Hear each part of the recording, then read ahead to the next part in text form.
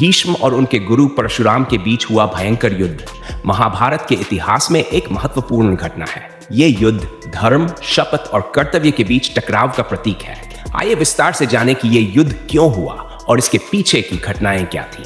भीष्म की प्रतिज्ञा। भीष्म, जिनका असली नाम देवव्रत था, हस्तिनापुर के राजा शांतनु और गंगा के पुत्र थे। भीष्म ने अपने पिता की प्रसन्नता के लिए आजीवन ब्रह्मचर्य और राजगद्दी से त्याग की प्रतिज्ञा ली थी। ये प्रतिज्ञा उन्होंने अपनी सौतेली मां सत्यवती और उनके पुत्रों के भविष्य को सुरक्षित करने के लिए ली थी। इस प्रतिज्ञा के कारण भीष्म धर्म और कर्तव्य के प्रतीक माने जाते हैं। अंबा का अपमान और शपथ। महाभारत की कहानी में काशी के राजा की 3 कन्याएं अंबा, अंबिका और अंबालिका के स्वयंवर में भीष्म ने जाकर उन्हें बलपूर्वक हस्तिनापुर लाने का निर्णय लिया ताकि वे उनके भाई विचित्रवीर से विवाह कर सकें।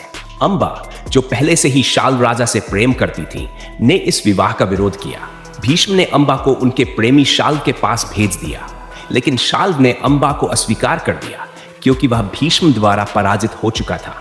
अंबा ने अपने जीवन में हुए इस अपमान के लिए भीष्म को दोषी ठहराया और उनसे बदला लेने की ठानी। जब कोई उनका साथ देने के लिए तैयार नहीं हुआ तो उन्होंने परशुराम की शरण ली। परशुराम, जो भीष्म के गुरु थे, ने अंबा की मदद करने का निर्णय लिया और भीष्म को अंबा से विवाह करने या उनके अपमान का समाधान करने के लिए कहा। भीष्म और परशुराम के बीच विवाद। भीष्म ने परशुराम से स्पष्ट कह दिया कि वह अपनी प्रतिज्ञा के कारण विवाह नहीं कर सकते। इसके अलावा उन्होंने ये भी कहा कि उन्होंने कोई अन्याय नहीं किया है क्योंकि अंबा को उनके प्रेमी के पास भेज दिया गया था। परशुराम ने इसे भीष्म का अहंकार समझा और उन्हें युद्ध के लिए चुनौती दी। युद्ध का आरंभ। ये युद्ध कुरुक्षेत्र के मैदान में लड़ा गया। परशुराम, जो विष्णु के अवतार और एक महान योद्धा थे, ने भीष्म को अपने शिष्य होने के बावजूद युद्ध के लिए ललकारा। भीष्म ने गुरु का सम्मान करते हुए युद्ध में शामिल होने का निर्णय लिया क्योंकि वह अपनी प्रतिज्ञा और धर्म से बंधे थे। युद्ध का विवरण। भीष्म और परशुराम का युद्ध यीतु से 3 दिनों तक चला। यह युद्ध इतना भयंकर था कि देवता और ऋषि भी इसे देखने आए। भीष्म, जिनके पास विष्णु के अस्त्र और अन्य दिव्य शक्तियां थीं, ने परशुराम का डटकर सामना किया। वहीं परशुराम ने अपने पराक्रम से भीष्म पर कई बार आक्रमण किए। इस युद्ध में कोई भी विजयी नहीं हो सका। भीष्म परशुराम का शिष्य होने के नाते उनके प्रति आदर बनाए रखे और उनका वध करने से बचते रहे। वहीं परशुराम ने भी भीष्म के धर्मनिष्ठ स्वभाव और उनकी प्रतिज्ञा को समझा।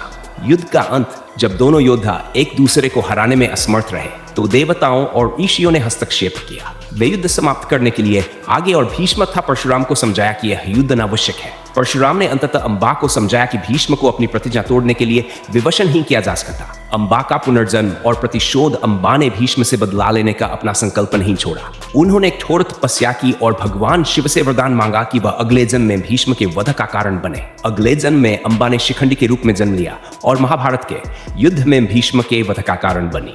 निष्कर्ष। भीष्म और परशुराम का युद्ध धर्म, कर्तव्य और प्रतिज्ञा के प्रति समर्पण का उत्कृष्ट उदाहरण है। इस घटना से यह स्पष्ट होता है कि महान योद्धा भी कभी-कभी धर्म संकट का सामना करते हैं। भीष्म ने अपनी प्रतिज्ञा और कर्तव्य का पालन करते हुए यह दिखाया कि सच्चा धर्म अपने सिद्धांतों पर अडिग रहना है, भले ही इसके लिए कितनी ही कठिनाइयों का सामना करना पड़े। दूसरी ओर परशुराम ने अपने शिष्य और धर्म की रक्षा के लिए अंबा का साथ दिया, जिससे उनके न्यायप्रिय स्वभाव का पता चलता है।